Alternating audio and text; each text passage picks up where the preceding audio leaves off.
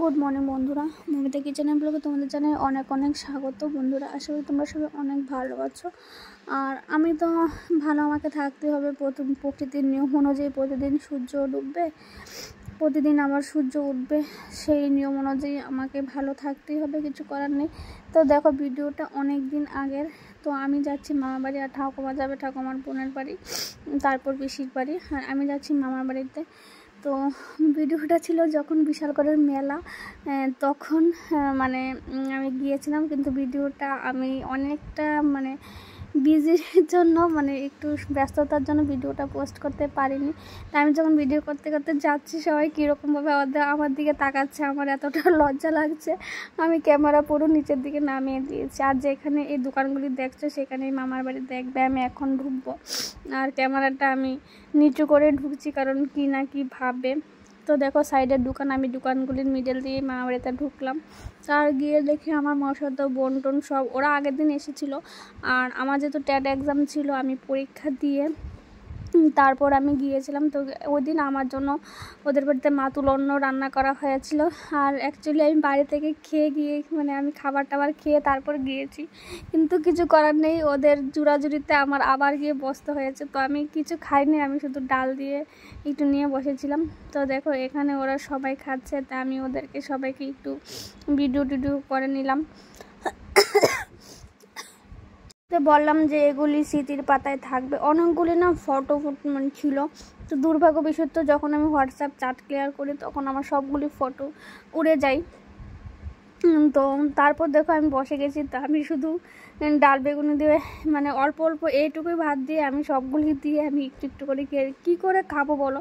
আমি বাড়ি থেকে মাত্র খেয়ে গিয়েছি। তো এখন ওরা সবাই চলে যাবে। অনেক দিন পর মামাতো বোন, মামাতো বোন সবাই আমরা একসাথে হয়েছিলাম।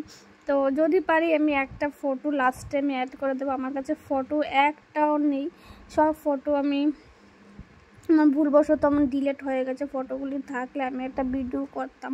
তো দেখি ফটোগুলি পাই কি না।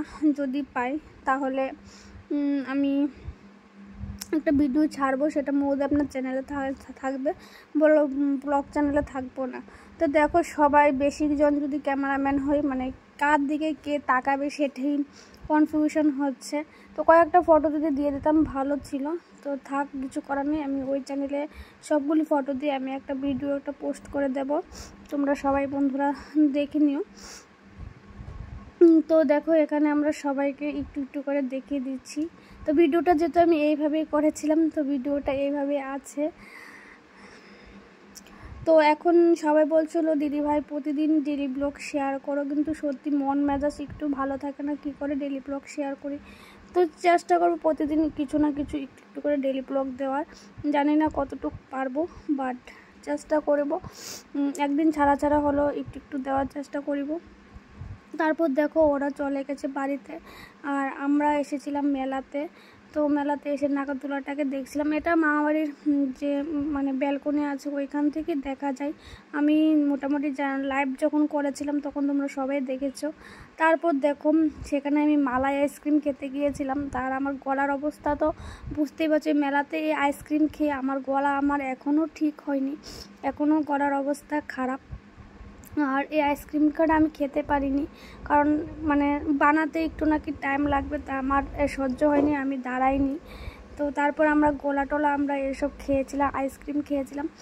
আর পিছনে এবার টয় ট্রেন বা যে এগুলি, আমি একটা রাইডসও এবার চড়িনি, আমার কেন জানি ভয় ভয় লাগছিল।